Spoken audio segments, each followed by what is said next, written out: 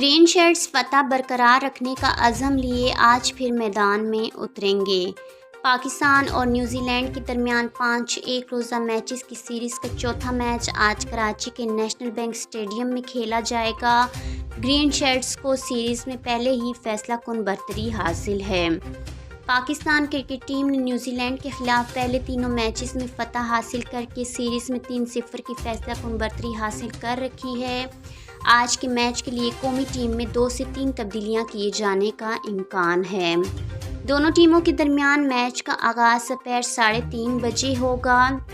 اس سے قبل 3 مئی کو کھیلے جانے والے تیسرے ون ڈے میں گرین شرٹس نے نیوزی لینڈ کو 26 رن سے شکست دے کر 5 میچز کی سیریز میں 3-0 کی برتری حاصل کی ہے۔ قومی ٹیم نے مقررہ اوورز میں 6 وکٹوں کے نقصان پر 287 رن سکور کیے تھے۔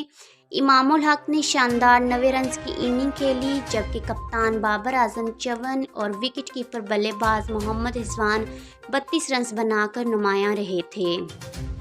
جواب میں مہمان ٹیم 288 رنز کے ہدف کے تعاقب میں 50ویں اوور میں 261 رنز پر ڈھیر ہو گئی۔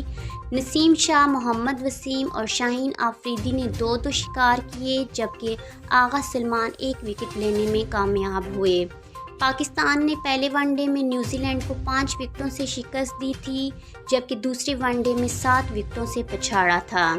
واضح رہے کہ قومی کرکٹ ٹیم کی یہ 12 سال بعد نیوزی لینڈ کے خلاف ایک روزہ میچز کی سیریز میں کامیابی ہے۔